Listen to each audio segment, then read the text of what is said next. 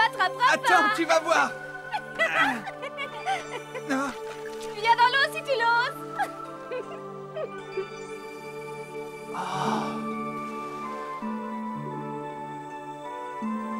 Tiens. Attends, tu vas voir. Oh.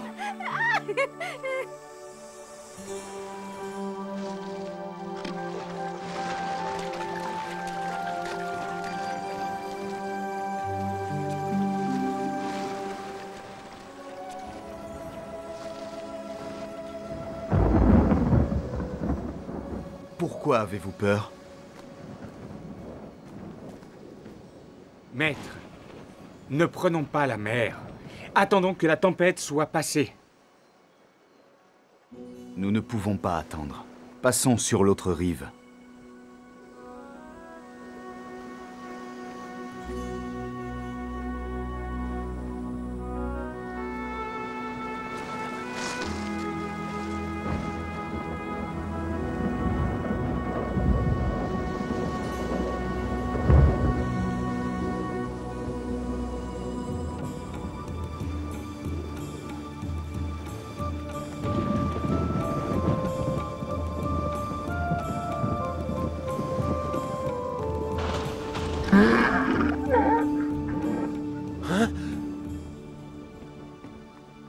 Non, Juniper, tu ne peux pas venir avec nous.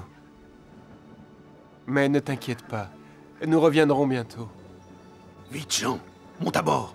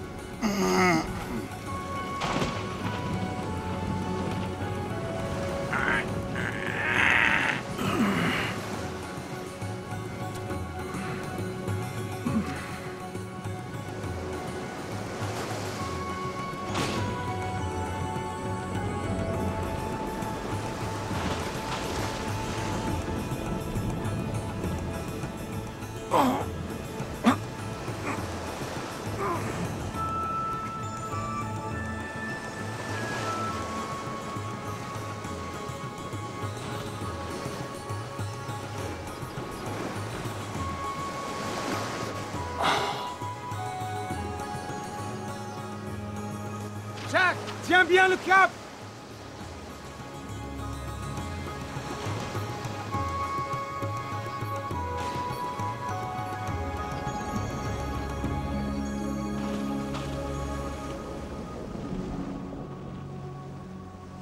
Maître, maître, réveille-toi! Tu ne te soucies pas de ce que nous périssions?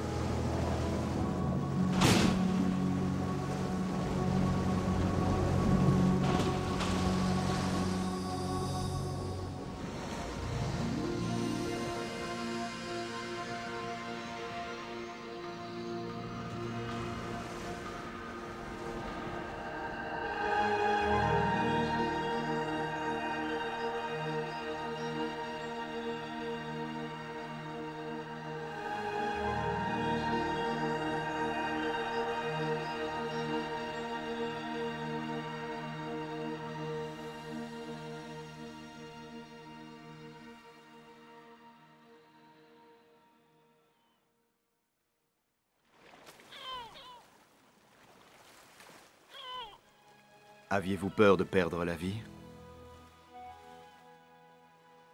Oui, maître, nous avions peur. N'avez-vous pas de foi? Nous l'avions perdu. Notre foi est encore faible.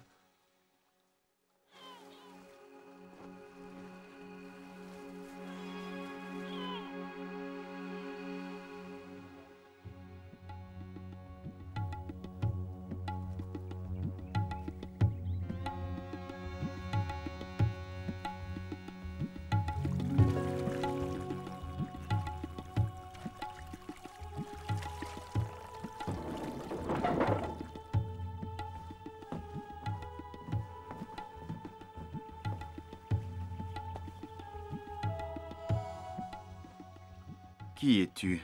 Mon nom est Joas et je suis le rabbin.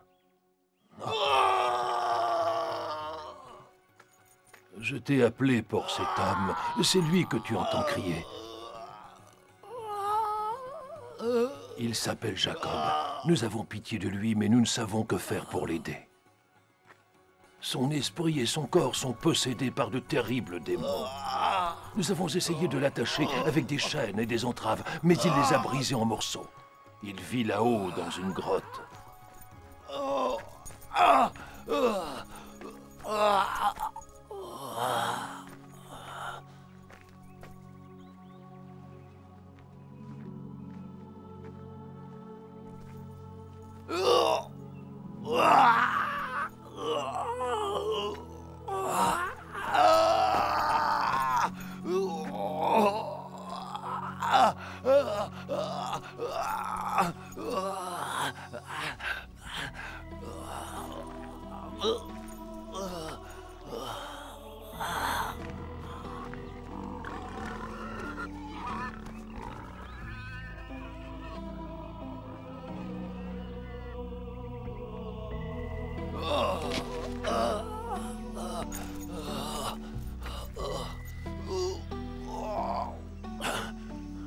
Jacob, écoute-moi.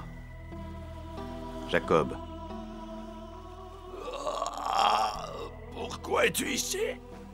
Tu n'aurais pas dû venir. Que me veux-tu, Jésus? Oh, Fils du Dieu très haut. Jacob, écoute-moi. Oh, je t'adjure, par Dieu. Oh, ne me tourmente pas. Quitte cet homme, esprit impur. Jacob. Je ne m'appelle pas Jacob. Mon nom est Légion, car nous sommes beaucoup. Ne nous expulse pas hors du pays, s'il te plaît. Ne nous commande pas d'aller vers l'abîme. Vois ce grand troupeau de porcs. Envoie-nous vers ces porcs, que nous y entrions. Nous t'en supplions, envoie-nous vers ces ports que nous y entrions.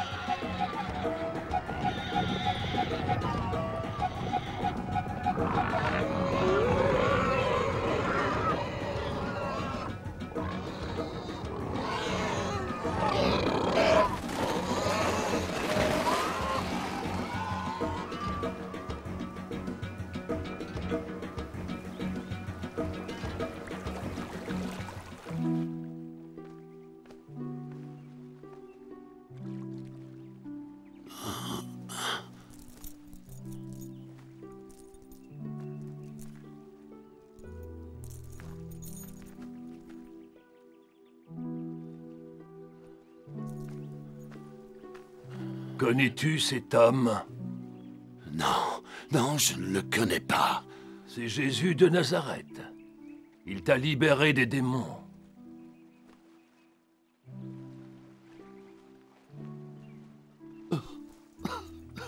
Merci. Merci. Ils te sont tous reconnaissants. Ils étaient terrifiés par la légion de démons qui le possédaient. Je suis venu aussi pour ça, pour les libérer eux aussi. Maître, où vas-tu aller maintenant? Je vais rentrer à Capharnaüm.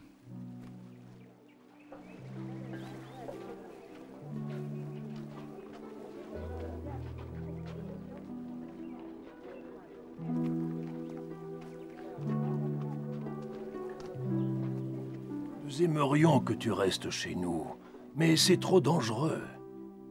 Pour toi et pour nous. Je le sais, Joas. Nous vivons sur un territoire romain. C'est ici que nous sommes nés. C'est ici que nous devons vivre. Maître, attends.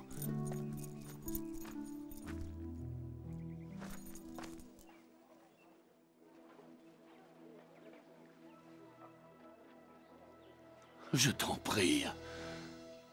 Garde-moi avec toi.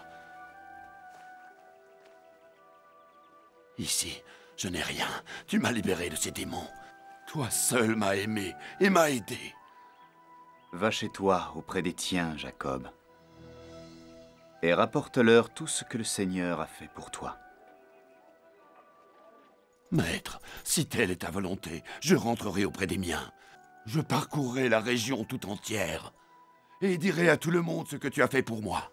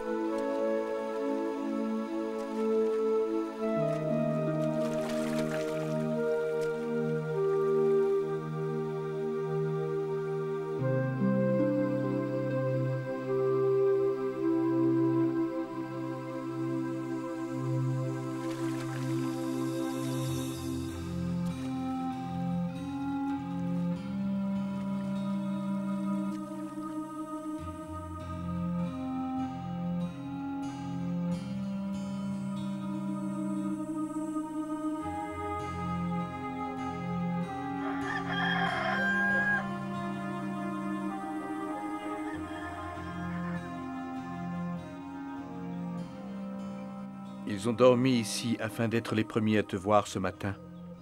La moisson est grande, mais il y a peu d'ouvriers. Priez donc le Seigneur pour qu'il vous envoie d'autres ouvriers pour sa moisson.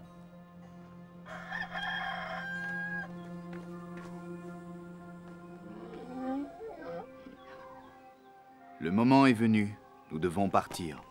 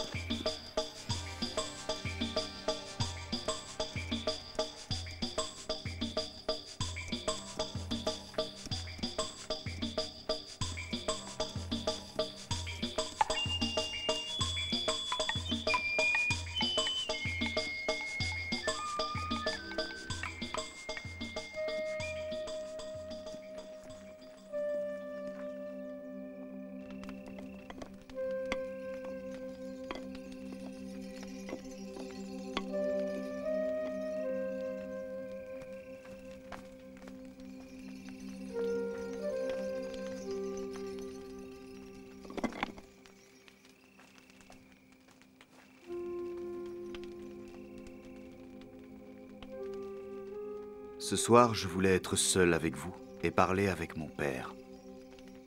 Maître, le moment est-il venu pour nous de nous séparer? Non, Jean. Nous devons dire à tous que le royaume de Dieu est tout proche.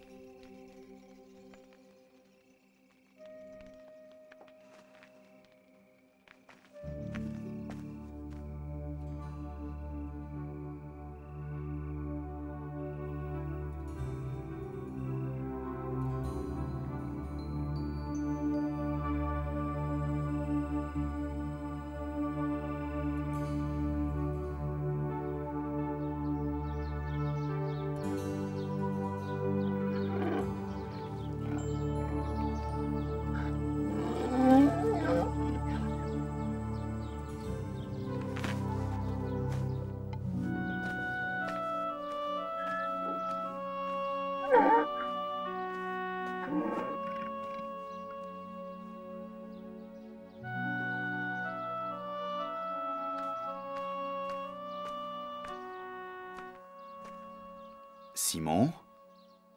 Simon, lève-toi, il faut partir. Jean? André? Jacques? Philippe? Barthélemy?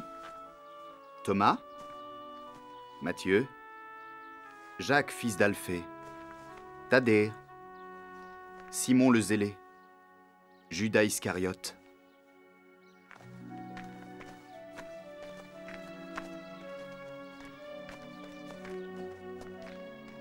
Maître, pourquoi nous as-tu appelés?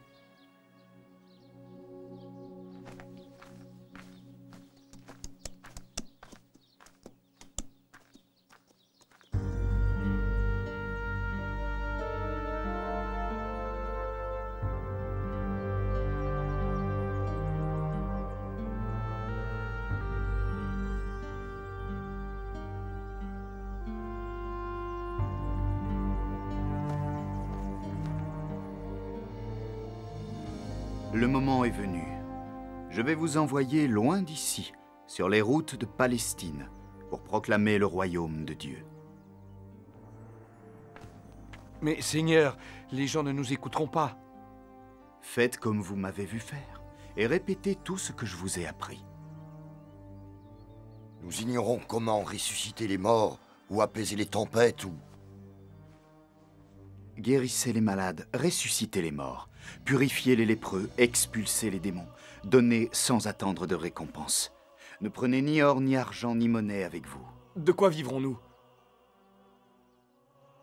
Quelle que soit la ville ou le village où vous entriez, faites-vous indiquer quelqu'un d'honorable, et demeurez-y jusqu'à ce que vous partiez. En entrant dans la maison, saluez-la. Si cette maison en est digne, que votre paix vienne sur elle. Si elle ne l'est pas, que votre paix vous soit retournée. Que faire si on nous chasse, Seigneur? Si quelqu'un ne vous accueille pas, n'écoute pas vos paroles, sortez de cette maison ou de cette ville et secouez la poussière de vos pieds en témoignage contre eux. En vérité, je vous le dis, au jour du jugement, il y aura moins de rigueur pour le pays de Sodome et Gomorrhe que pour cette ville-là. Thomas, je t'en prie, n'aie pas peur. Philippe, celui qui te reçoit me reçoit. Et celui qui me reçoit reçois celui qui m'a envoyé, celui qui donnera à l'un d'entre vous un peu d'eau fraîche parce qu'il est mon disciple. En vérité, je vous le dis, il méritera pleinement sa récompense. Allez en mon nom, ce n'est pas vous qui parlerez, mais l'Esprit de votre Père parlera en vous. Voici que je vous envoie comme des brebis au milieu des loups. Montrez-vous donc prudents comme les serpents et candides comme les colombes.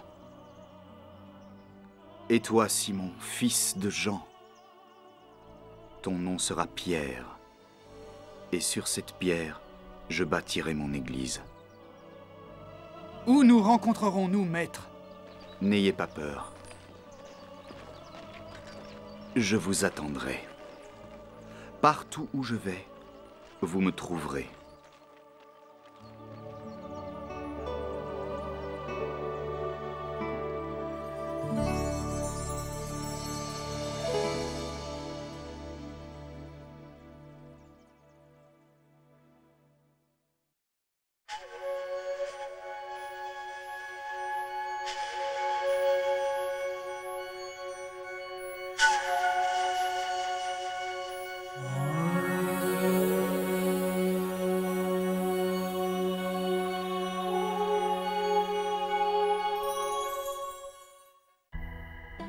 Jésus a été confronté plusieurs fois au diable. Dans le désert au début de sa mission, puis chaque fois qu'il rencontrait des hommes ou des femmes possédés par des démons et qui avaient besoin de son salut. En grec, le mot exorcisme signifie implorer et indique l'acte d'expulser le démon. Un exorcisme ne relève pas de la magie ni de la sorcellerie. Il s'agit plutôt d'invoquer l'aide de Dieu et sa victoire sur le démon. L'exorciste est la personne qui expulse le démon. Quand Jésus envoya ses disciples prêcher la bonne nouvelle, il leur dit qu'ils devraient aussi expulser des démons. C'est écrit dans les évangiles et dans les actes des apôtres. Mais qui sont ces démons? La réponse à cette question se trouve dans les Saintes Écritures, la seule source digne de confiance. Elle est confirmée par la tradition chrétienne qui peut pénétrer ce mystère. La Bible les décrit comme des anges, des esprits libres qui sont devenus des rebelles ennemis de Dieu et ennemis de sa création. Pour être plus précis, ils devinrent les ennemis du cœur de la création de Dieu, l'homme. Si l'homme est faible et prédisposé à se faire tenter par le diable, avec l'aide de Dieu, il devient fort, voire invincible, puisque le diable ne gagne jamais contre Dieu. Mais le diable peut être comparé à Dieu. Il est dit dans le livre de la sagesse, « Car Dieu n'a pas fait la mort, il ne prend pas plaisir à la perte des vivants. C'est par l'envie du diable que la mort est entrée dans le monde. C'est ainsi qu'il tente d'entraîner l'homme dans sa rébellion contre Dieu. » Cependant, cette tentative est vaine, puisque l'humanité a été libérée de l'esclavage du péché par Jésus, le Messie, le Fils de Dieu crucifié et ressuscité. Par les mérites du Christ, chaque homme et chaque femme peut gagner la liberté et vivre dans la joie de sa grâce. Jean écrit dans son évangile, « Le Fils de Dieu est venu pour détruire les œuvres du diable. » Jésus explique qu'il n'y a pas de réconciliation possible entre le diable et Dieu. Il dit, « L'homme ne peut servir Dieu et Mammon. » Personne ne peut espérer recevoir de la bonté de quelqu'un qui personnifie le diable. Mais le diable peut être comparé à Dieu. Il n'est pas une sorte d'autre Dieu, le Dieu du mal. Il s'agit plutôt d'une créature, un homme, une femme, un animal, un élément de l'univers. Une créature à la fois sujet de Dieu et rebelle, que Dieu a puni et continue à punir pour l'éternité.